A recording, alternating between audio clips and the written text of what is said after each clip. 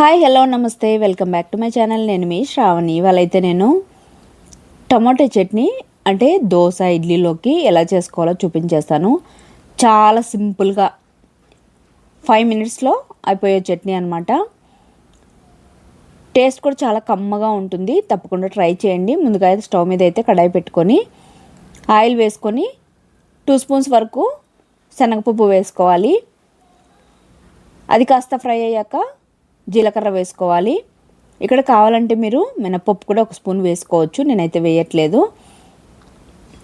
జీలకర్ర అది కాస్త ఫ్రై అయ్యాక కరివేపాకు, అలానే వెల్లుల్లి, కొద్దిగా అల్లం కూడా వేసుకొని మంచిగా మంటను లో ఫ్లేమ్లో పెట్టుకొని ఫ్రై చేసుకోవాలి.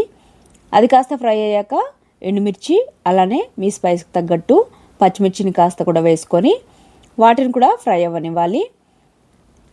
ఇది మొత్తం ఫ్రై అయిపోయాక టమోటాలు అయితే వేసుకోవాలి. కాస్త పెద్ద ముక్కలుగా కట్ చేసుకొని వేసుకోవాలి.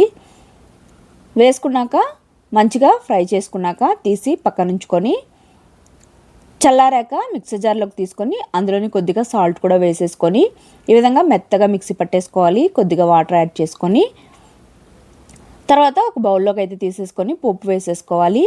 ఆవాలు, జీలకర్ర, కరివేపాకు, ఎండుమిర్చి వేసేసుకొని పోపు వేసేసుకుంటే సరిపోతుంది. చాలా సింపుల్గా అలానే టేస్టీగా ఉంటుంది దోశ ఇడ్లీలోకి అయితే. తప్పకుండా అయితే ట్రై చేయండి. మనం పల్లీ చట్నీ, టమాటో చట్నీ 2 సపరేట్ చేసుకుంటాం కదా, అలా కాకుండా ఈ విధంగా సింపుల్గా ఒకే పచ్చడితోనే ఇడ్లీ కానీ దోశలో కానీ తినేసేయచ్చు. సో నచ్చినట్టయితే సబ్స్క్రైబ్ చేసేసుకోండి. బాయ్.